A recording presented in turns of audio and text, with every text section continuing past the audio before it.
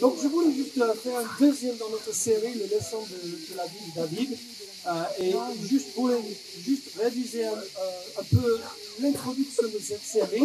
C'est une série où on va en fait examiner certaines leçons que je vois dans la vie de David. C'est pas quelque chose que David a enseigné. Voici les leçons de leadership. Non, c'est plutôt la globalité de sa vie et on voit certaines leçons pour comment mieux gérer nos vies et pas juste la gestion, mais en fait être un bon leader dans notre sphère d'influence. Parce que Dieu nous appelle de pas juste être un bon gestionnaire de nos affaires, et ça c'est sûr, mais il nous appelle aussi d'être un bon leader, un meneur des gens, quelqu'un qui porte la vision, quelqu'un qui porte la motivation, la compassion, la passion, pour en fait amener tous les gens dans une direction. Et Dieu nous a tous donné une sphère d'influence, pas juste pour gérer, mais en fait pour bénir. Amener le royaume de Dieu, manifester les valeurs du royaume de Dieu, qui en fait montrent combien notre Dieu est grand, puissant et amoureux, qui va affecter tout le monde dans notre sphère d'influence, et on va les amener dans les choses de Dieu. Amen. Amen. Ça fait du bien, hein? Ah oui. On entend ça en haute voix. Ok, la deuxième chose, petite chose que je voulais dire, c'est que bienvenue à notre jardin. Merci Seigneur pour la provision d'un jardin assez grand pour faire ça. Mais aussi, je voulais dire que dans la vie de David, on voit les choses qui existent dans l'Ancien Testament, des choses comme les meurtres, les batailles où beaucoup de personnes sont tuées. On voit beaucoup de holocaustes, des choses qui sont vraiment pas du tout le message du Nouveau Testament en fait. Et je voulais juste dire quelques trucs. L'Ancien Testament, c'est le Nouveau Testament caché. L'Ancien Testament, c'est le Nouveau Testament caché. Et le Nouveau Testament, c'est l'Ancien Testament révélé. C'est-à-dire que Jésus a accompli toutes les choses que l'Ancien Testament ne pouvait pas achever. Il a accompli l'obéissance à la parole de Dieu parfaitement. Il nous a donné une entrée dans le royaume de Dieu où on est connecté esprit en esprit à esprit et pas juste appliquer des lois à nos vies. Vous comprenez la différence? Et ça, les gens se trompent tout le temps. Je me souviens quand j'étais jeune, j'ai essayé de servir Dieu pendant un mois. Ça n'a pas abouti, hein? Et après un mois, je dis, oh, c'est pas possible de servir Dieu. Il y a trop de choses à faire, il faut pas faire ça. Et je me souviens bien qu'un jour que j'ai lu le petit livre qu'il ne faut pas avoir la convoitise pour une femme. C'est comme l'adultère. Je dis, oh! Donc, pendant 3-4 semaines, j'ai marché comme ça. Il ne faut pas regarder, parce que c'est pas possible. Je suis un homme de 20 ans, si tu marches dans la rue, à l'université, c'est comme des mouches autour de la tête. C'est dangereux pour un jeune homme d'essayer de faire ça. Hein? Sans la puissance de Dieu, sans une vraie relation avec Jésus. Et en fait, ce que je constate après toutes ces années, je regarde cette période de 1 mois d'essayer de servir Dieu, essayer d'être la bonne personne qui obéit à toutes ces choses. Et c'est un effort de l'extérieur pour avoir quelque chose à l'intérieur. Et c'est pas du tout ce que Dieu a prévu pour nous. En fait, moi, j'étais en train de vivre de l'Ancien Testament. Faire ça, fais pas ça. Mais ce que Jésus a fait, il a fait un chemin pour rentrer dans le cœur et nous transformer de l'intérieur. Et que de l'intérieur, les choses commencent à mettre en ordre naturellement. Amen. Et surnaturellement. Amen. Amen. Donc c'est un peu comme ça quand on parle de l'Ancien Testament. Il y a tellement de bonnes leçons, tellement de principes, des voies, ou même on voit les royaumes de Dieu, les valeurs du royaume de Dieu, mais ils se manifestent un peu violents, on va dire. Ok? Donc aujourd'hui, quand on parle de cette série, c'est pas une support pour la violence. Point. On est d'accord? Pas du tout. Mais on va piquer des bons principes pour le royaume de Dieu et on va regarder quelque chose. Ok. Il fallait faire ça, parce que sinon, oh là là. Et en fait, je voulais dire, on sait maintenant depuis l'arrivée de Jésus que nos ennemis sont uniquement spirituels. Amen. Nos ennemis ne sont pas les autres personnes. Même si les gens sont influencés par les démons ou le diable. Et on peut tous dire qu'à un certain moment dans nos vies, on était influencés par le diable, non? Est-ce qu'il y a quelqu'un ici qui n'était jamais influencé par le diable? Ok, on est dans le bon endroit. On est tous honnêtes. Merci Seigneur. On n'est pas obligé de prêcher sur la vérité et l'honnêteté aujourd'hui. Ok. Donc, on sait tous ce que ça veut dire d'être sous l'influence du diable. Mais maintenant qu'on est en Christ, dès qu'on donne nos vies à Jésus, on devient sous l'influence de Dieu, du Saint-Esprit, de Jésus, la Trinité en nous, qui manifeste sa puissance et sa parole et son amour pour, en fait, vouloir obéir à Dieu, mais le pouvoir pour le faire aussi. Et nos ennemis sont complètement spirituels maintenant. Et avec cela, dans la réflexion, on va regarder l'histoire de David et Goliath et parler de notre titre. Le titre de cette deuxième partie dans notre série, c'est « Il faut être courageux face aux défis ». Il faut être courageux. Un principe de leadership. Il faut être courageux. C'est pas possible d'être un bon meneur, un bon leader, si vous n'êtes pas courageux. Il faut manifester le courage. Amen. Il y a plein de différentes manières pour manifester le courage. Parfois, c'est-à-dire, il faut que je dise non. Et ça prend le courage juste pour dire non. Ou oui. Ou faire quelque chose. Ou ne pas faire quelque chose. Tu vois, donc le courage va se manifester dans les opportunités pour manifester le courage. Va arriver dans toutes sortes des opportunités, en fait. Donc, on va juste réviser l'histoire de Goliath et David parce que je pense que c'est important. Et c'était une bataille. On voit en 1 Samuel 17:1, on voit que c'est une bataille entre les Philistins, un peuple qui s'appelle les Philistins, et les Hébreux ou les Israélites, dans la vallée d'Éla. La vallée d'Éla, c'est-à-dire la vallée des chênes, des grosses chênes, des arbres costauds, des forts. Ça parle beaucoup de cette atmosphère, que l'atmosphère est très forte, l'atmosphère est chargée. Il y a beaucoup de choses qui se passent dans l'air, dans le monde spirituel. Il y a des forces qui se battent pour la place, pour l'influence. Et voilà, dans cette vallée, on voit deux camps. On voit les Philistins sur une petite montagne d'une côté. On voit les Philistins sur l'autre côté. Israël et les Philistins. Chacun dans son camp, sur une petite colline, et après il y a une vallée entre les deux. Et chaque jour, chaque armée s'approche, ils se mettent dans leur armure avec toutes leurs armes, ils s'approchent la ligne de leur camp, et ils disent « Ah !» Et les Philistins, ils faisaient la même chose. « Ah !» Et chaque jour, en train de crier, ils sont en train de « Ah, on va vous tuer, on va vous tuer !» C'est un truc de dingue parce que chaque jour, ils faisaient la même chose, mais jamais fait la bataille. C'est comme beaucoup de chrétiens. Ah, ah, ok, je rentre. On rentre pas vraiment dans la bataille, on juste crie en d'autres voix. On fait beaucoup de bruit. C'est vrai. Ouh, arrête de prêcher comme ça. Oui, c'est vrai que les chrétiens, ils peuvent faire beaucoup de bruit, mais pas rien faire.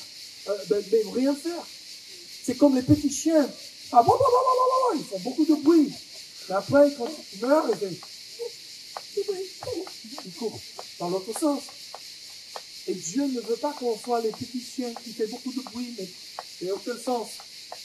Il veut manifester sa puissance dans nos vies pour en fait amener les gens dans une direction pour le royaume de Dieu.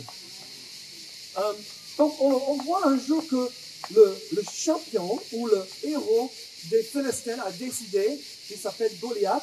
Il arrive à la ligne un jour, après tous ces jours de faire cette... et un jour il propose, voici ce qu'on va faire. Moi je suis là, je vais faire un combat avec un de vos héros et la personne qui gagne, c'est le camp qui gagne.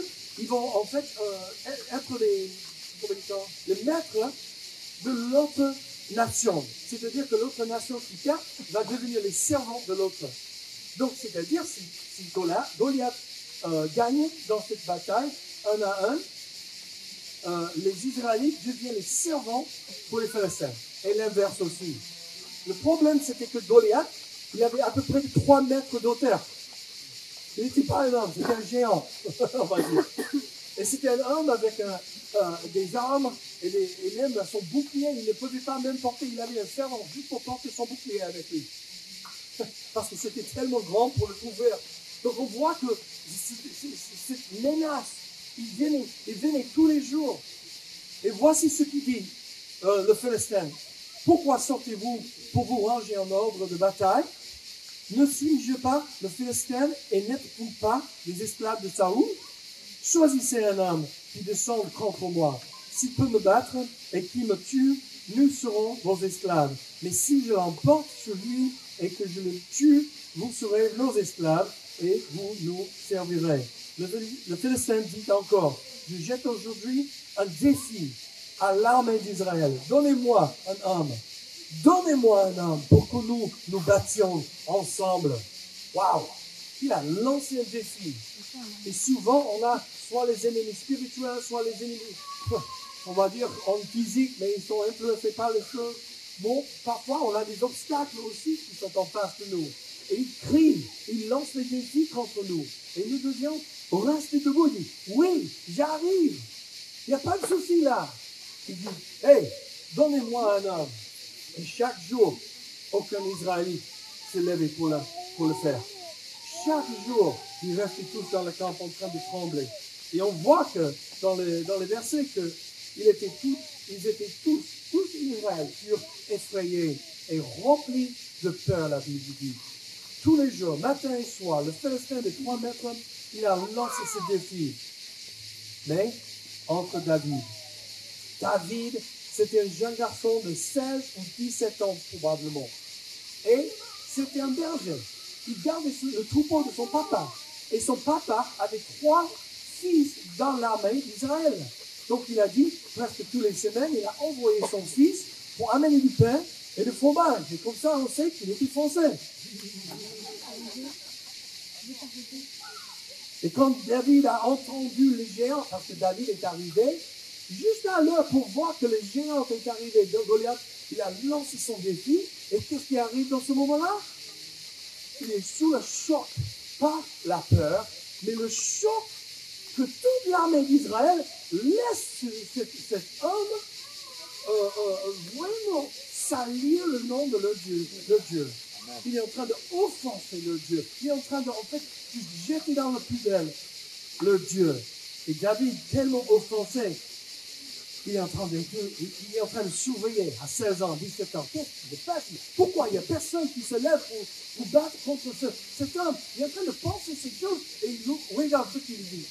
David a demandé, que fera-t-on pour celui qui tuera ce Philistin et qui écartera la honte d'Israël? Qui est donc ce Philistin? C'est incirconcis, c'est-à-dire une personne sans une alliance avec Dieu, pour insulter l'armée de Dieu vivant. Bon, déjà David est en train de prophétiser parce que l'armée de Dieu n'était pas trop vivant. Il était plein de peur et complètement gelé. Donc David était déjà en train de croire le meilleur de l'armée de Dieu vivant. Après, on voit qu'il y a 3 choses qui sont offertes. La réponse était, le roi le comblera de richesses, il lui donnera sa fille et libérera sa famille de tout impôt en Israël. Donc, pour celui qui se bat contre Goliath, qui le défait, ils vont avoir 3 choses. Les richesses. Il y a déjà beaucoup de monde qui sont très motivés par les richesses, n'est-ce pas? Oui. Deuxièmement, une jolie femme, la femme du roi, donc ils deviennent royauté aussi. Alors, il y a pas mal qui sont tentés par les hommes, ou les femmes très jolies, ou même sous l'autorité suprême, une tentation là. Et le troisième, être libéré des impôts pour le reste de leur vie. Et tout le monde dit, Amen. Je suis intéressé. Quel choix? C'est quoi le plus intéressant pour vous? Numéro 1, avoir les richesses. Deuxièmement, avoir la fille du roi, ou le garçon du roi, le fils. Ou est-ce que c'est plus intéressant d'être libéré des impôts? Non. Vous avez des infos. Ok. C'est vrai que, en fait, il a dit, tu peux avoir tous les trois. Donc David, bon, peut-être que c'était un jeune homme très motivé, mais on voit que la motivation était beaucoup plus loin que juste ces trois choses. Ça, c'est comme le cerise sur le gâteau, n'est-ce pas? Pour David, c'était plus intéressant de défendre son Dieu et de vraiment rester fort et courageux devant les défis devant lui. Les frères de David étaient en colère contre lui pour oser croire qu'il peut se battre contre le géant. Saül, le roi, était contre lui en lui appelant un enfant. Et même quand il est arrivé devant Goliath, il se moquait de David. Donc, première leçon que je vais partager aujourd'hui, dès que vous voulez faire face à vos ennemis, montagnes et défis, il y aura toujours au moins 3 voies pour te décourager. Chaque fois l'obstacle arrive, chaque fois quelque chose, un ennemi spirituel arrive, il y aura toujours 3 voies. Et ces voies sont la famille naturelle, les frères de David. Tu te prends pour qui pour penser que tu peux venir ici et essayer d'attaquer ce géant? C'est la famille même de David. Et souvent dans l'église, c'est la famille spirituelle. Tu te prends pour qui pour penser que tu peux changer le monde? Tu te prends pour qui pour penser que tu peux même prêcher l'évangile à Marseille? Tu te prends pour qui? On entend ça tout le temps. Et c'est dommage. Parce que s'il y a un endroit où on doit avoir le maximum d'encouragement, c'est dans l'église. S'il y a un endroit qui soutient les rêves dans les cœurs des personnes, ça devrait nous. En fait, ça devrait être comme un témoignage au monde autour de nous, que chaque personne, même les gens de l'extérieur de l'église, quand ils partagent un rêve de leur cœur avec nous, on dit, tu peux le faire. On va prier pour ça. Amen. Pourquoi pas essayer? Ils vont dire, c'est qui? C'est qui cette personne qui croit en moi? Ça change la situation, ça change l'atmosphère. Quand on croit dans les gens, quand on croit dans le Dieu qui va souverainement gérer les gens. Ça prend une foi au-delà de ce qu'on voit et ce qu'on touche. On va entendre la voix des autorités. Oh, c'est interdit de faire ça. On ne peut pas faire ça. Naturel et spirituel. Et juste troisièmement, on va entendre l'ennemi lui-même. Souvent, les démons vont juste chuchoter dans nos oreilles. Ils vont dire, tu es moche, tu es incompétent, tu ne vas jamais arriver, tes rêves sont juste des imaginations, personne t'aime, personne n'est pour toi, tu t'appartiens pas ici, blablabla. Bla, bla. Il y a tellement de mensonges que l'ennemi utilise. Et souvent, il utilise juste sa propre tête. Il n'est pas obligé d'aller trop loin. Tu sais, j'ai entendu quand j'étais jeune, l'ennemi, il utilise toujours les pensées pour attaquer. Il essaie de créer un nid comme les oiseaux dans ta tête. Un nid qui est des petits bâtons, les petits cailloux, qui en fait sont tous coincés ensemble et encombrés. C'est difficile en fait déchirer un nid. Si vous trouvez dans l'arbre là, tu dis, ok, il faut être très fragile. Mais en fait, si ça tombe, souvent, ça ne casse pas. C'est toujours ensemble. Il faut vraiment tirer fortement. Pourquoi? Parce que c'est tellement cloué, place ou collé, parce que c'est bien dedans, les petits bébés, ils étaient bien dedans avec les plumes et tout cela, et c'est comme un petit, ça devient solide. Et c'est exactement ce que l'ennemi veut faire. Il veut semer une pensée, une autre pensée, une troisième pensée, et ça devient comme un nid, et ça devient une zone de confort pour nous. Et on commence à vivre avec ce nid dans la tête, et c'est ce que Jésus est venu pour détruire et remplacer avec l'humanité. Pour enlever cette nid, remplacer chaque baguette avec un morceau de vérité. Amen. Amen. Bon, on voit la réaction de David. Il dit, ton serviteur garde les brebis de son père. On lui parle à Saül. Quand un lion ou un ours venait pour en enlever une du troupeau, je courais après lui. Je le frappais et j'arrachais la brebis de sa gueule. Waouh! David était vraiment courageux. quand il avait 12, 13, 14 ans, en train de gérer le troupeau et de protéger le troupeau, et un lion est arrivé pour arracher un des troupeaux. Qu'est-ce qu'il a fait? Il est allé, poursuivi, il a repris le brebis, il a pris par la gueule. Tu penses qu'il était en train d'exagérer? Moi, non. Je pense que c'était un homme qui connaissait son Dieu.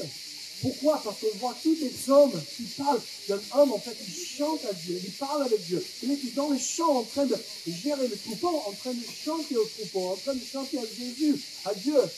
Tu vois? Il est en train de louer Dieu dans ce temps. Et donc, il connaissait son Dieu intimement. Déjà la bataille avec son Dieu, il a vu une bataille comme une autre, même principe en action. Si Dieu était avec moi, avec le lion, avec l'autre, il va être avec moi, avec un Philistin. Peu importe la taille de la personne, l'obstacle dans la vie, la montagne devant moi, ils sont tous pareils. Dieu est avec moi, tout va aller.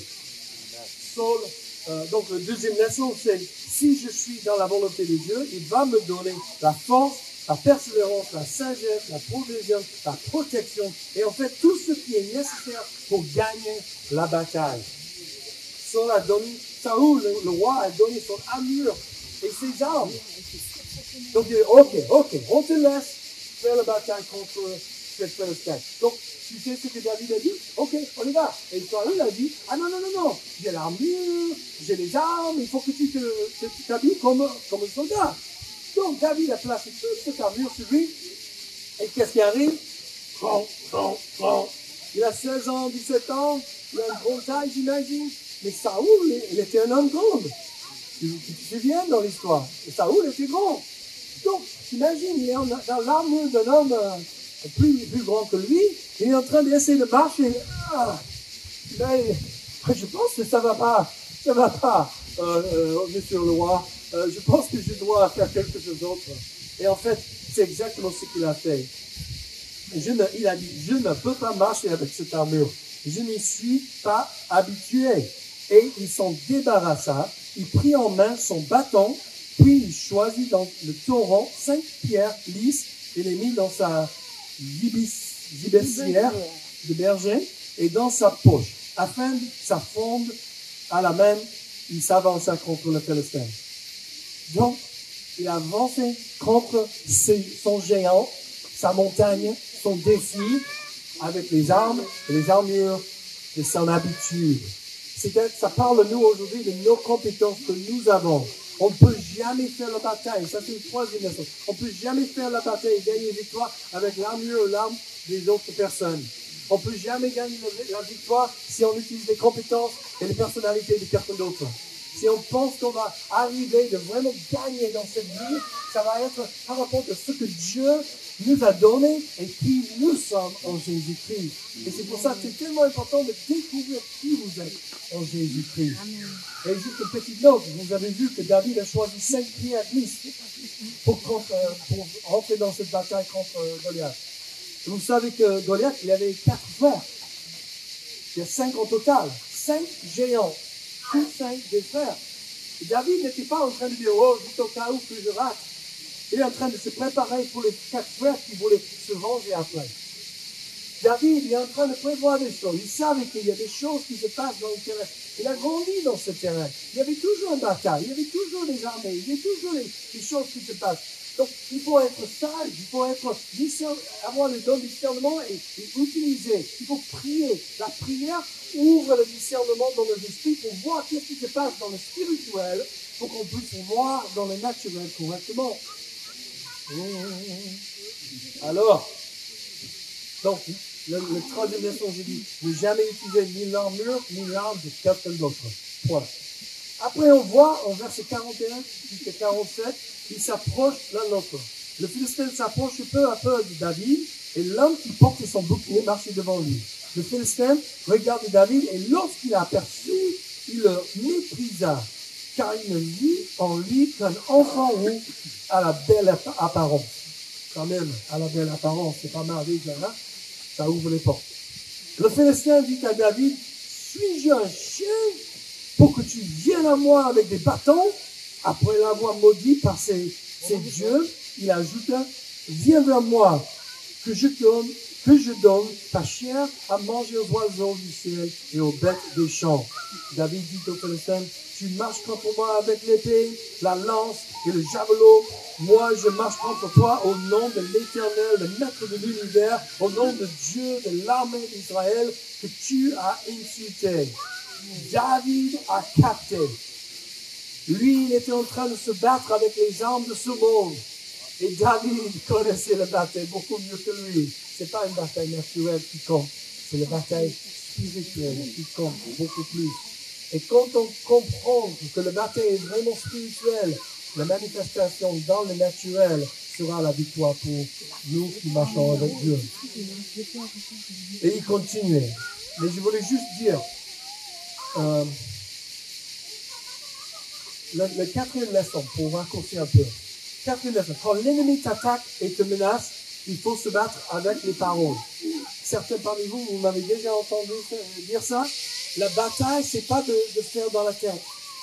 Si l'ennemi t'attaque, soit dans la tête, soit avec une bouche pleine ouverte, peu importe comment l'ennemi t'attaque, tu ne peux pas gagner la victoire avec une autre pensée que ses pensées.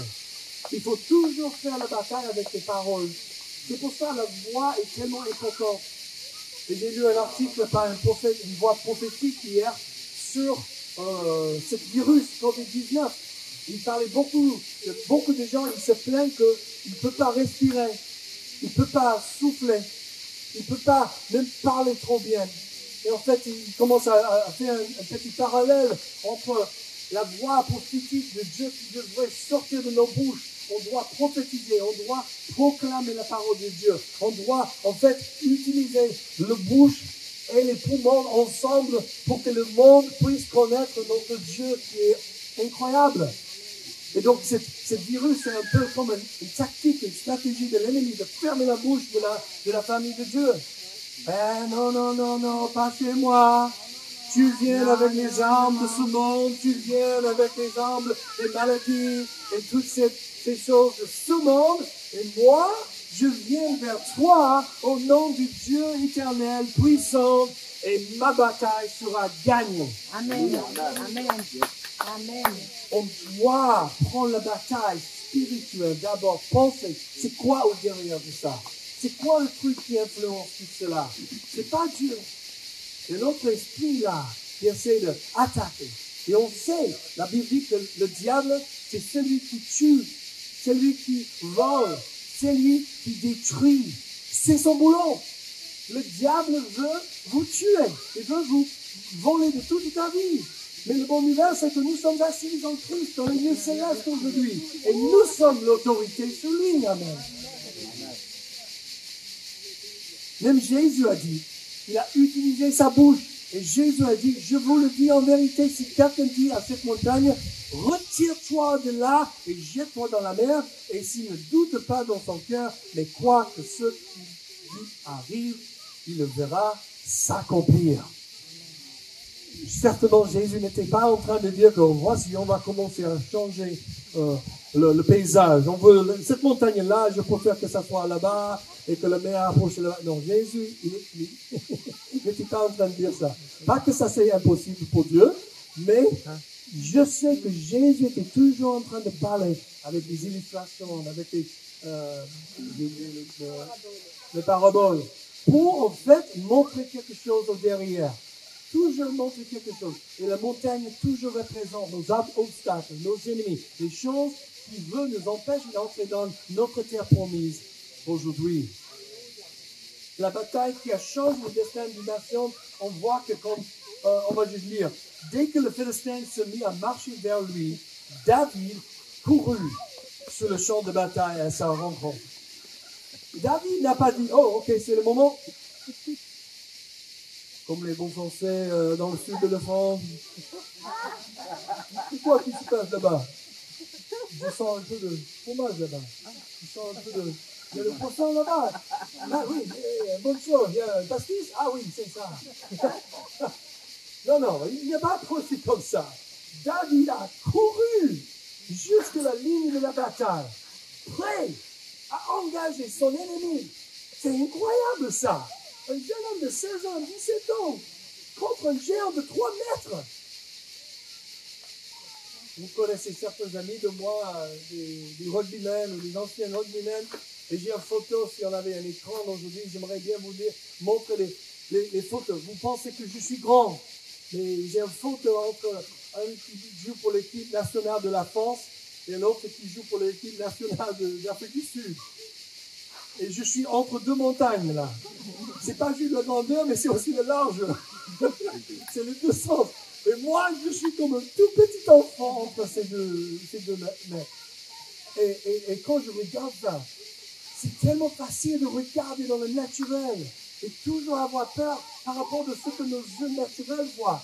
Mais si on est des gens de l'esprit, si on est des gens qui écoutent au Saint-Esprit, à Jésus, on va bien discerner qu'il est juste un tout petit chien qui aboie beaucoup. Et même, il n'a plus de dents. Il n'a plus de dents, le diable. Quand Jésus est allé à l'enfer pour reprendre les clés à l'enfer, le diable, il a donné un coup de pied dans sa bouche, il a enlevé ses dents, il a dit, c'est moi le gagnant ici, messieurs, au revoir. Donc tout ce que l'ennemi peut faire aujourd'hui, c'est de faire beaucoup de bruit. Mais si on le laisse et on ne fait pas l'attaque, et si on ne court directement dans la bataille avec lui, on va le laisser, il commence à mordre son dent. Mais ça fait un peu bizarre, comme un chien qui te lèche sur le visage. Ça fait pas mal, mais au fur et à mesure, ça devient vraiment embêtant. Et devient destructible éventuellement. Parce que chaque petit centimètre, ou même millimètre, on laisse le diable, il va le prendre. Quand j'étais petit, j'ai fait les batailles avec mon frère, bien sûr. On avait 4 ans de décalage. Donc mon petit frère, il avait toujours un peu peur de moi parce que dès que je voulais le chasser, je courais. Et après, il a fermé sa porte et sa chambre, vite fait, pour me bloquer à l'extérieur parce qu'il pouvait tourner les clés, fermer avec clé. Et je dis, bon. Donc un jour, je suis arrivé d'une petite révélation. Si j'arrive et je mets juste mon pied entre le porte et le manteau, là, il ne peut pas fermer avec clé. Et quand j'ai fait ça, j'ai commencé à glisser. Ma femme n'est pas là, donc je peux le faire. Et j'ai commencé à... Et là, je suis arrivé, ouvrir toute la porte et entrer dans la chambre pour la menacer. Et heureusement, je n'ai pas tué mon frère. Mais c'est exactement ce que l'ennemi veut. Il va prendre 1 millimètre de place si on le laisse. Et c'est pour ça que cette leçon est tellement importante que David a couru vers la ligne de bataille. Il faut courir vers tes ennemis avec l'audace. Chaque fois, sans hésitation, sans excuse. Oh bon, il avait un petit moment, c'était difficile ce matin. Oh, toutes ces excuses de la psychologie, de toute autre chose. Non, c'est pas correct. Point. Il ne faut jamais justifier, il ne faut jamais faire des excuses avec l'ennemi. Il ne faut jamais dire, oh ben oui, c'est vrai, ah ben oui, c'est comme ça. Non, non, non et non. Parce que dès que tu marches avec Dieu, dès que tu lis ta Bible, dès que tu es avec Dieu, tu vas voir la vérité contre les mensonges vite fait et tu peux discerner vite fait. Non, non, non, non, non, non, ça, pas chez moi. Amen. Donc on va juste faire une petite conclusion. En Hébreux 10, 38, 39. L'écrivain, l'auteur a dit, et le juste vivra par la foi. Mais s'ils reviennent en arrière, je ne prends pas plaisir en lui. Quant à nous, nous ne faisons pas partie de ceux qui reviennent en arrière pour le perte, mais de ceux qui ont la foi pour le salut de leur âme. En Jésus-Christ, nous avons reçu la victoire sur le péché et la mort. Il n'y a plus de peur pour la mort. Et le péché n'a plus de puissance dans nos vies. Et Dieu nous a donné sa puissance, ses promesses, sa vérité pour prendre ces choses, renouveler nos pensées et parler de notre bouche la vérité. Dès que vous voulez faire face à vos ennemis, montagnes et défis, il y aura toujours au moins 3 voies pour te décourager. Si je suis dans la volonté de Dieu, il va me donner la force, la persévérance, la sagesse, la protection et quel que soit ce qui est nécessaire pour gagner la victoire. Ne jamais utiliser ni l'amour ni l'arme de quelqu'un d'autre. Et quand l'ennemi t'attaque et te menace, il faut se battre avec tes paroles. Quand on court vers la ligne de bataille, vite fait, Dieu est sûr de nous donner la victoire. Quand on persévère avec lui, il est notre roi vivant et victorieux. Amen. Est-ce qu'on peut se lever et prier? Et je vais demander pour la communion. Il fait chaud, hein? J'ai oublié la clim, désolé. Merci Seigneur pour ce message aujourd'hui. Merci pour ta grâce. Merci qu'il n'y a plus de légalisme quand l'Ancien Testament a toujours voulu faire ça et pas faire ces choses. Mais aujourd'hui, on a le Saint-Esprit qui vit en nous. Même, ça me rappelle un an après, j'étais très religieux. J'ai essayé de suivre les consignes. Un an après, quand j'ai eu une révélation de qui tu es vraiment, Seigneur, c'est dans ce moment-là que ma vie a été bouleversée. Et dans ce moment, Seigneur, j'étais né de nouveau, de l'intérieur, où le Saint-Esprit est venu demeurer en moi. Et ça a tout changé. Oh Seigneur, merci pour l'alliance que nous avons avec toi. Merci pour la joie qui vient avec le royaume de Dieu. Merci pour la délivrance qui vient quand tu commences à œuvre en nous. Merci pour la restauration de nos âmes. Alléluia. Dieu, tu es grand. Merci pour la guérison de nos corps, Seigneur. Tu es grand, tu es fort, tu es formidable, Jésus. Il n'y a personne comme toi. On se réjouit en toi, Seigneur, parce que tu es notre victoire. La pression n'est pas sur nous d'être victorieux. La pression est déjà annulée parce que tu nous as donné la victoire en Jésus-Christ déjà. Donc Seigneur, je prie aujourd'hui que chaque personne puisse entrer dans une nouvelle dimension de victoire avec toi. Une nouvelle dimension, perspective de la victoire que tu nous as déjà donnée. Que chaque personne puisse comprendre combien ils sont aimés par Dieu sans condition. Merci Seigneur. Bénis tout le monde aujourd'hui. Au nom de Jésus. Amen. Amen.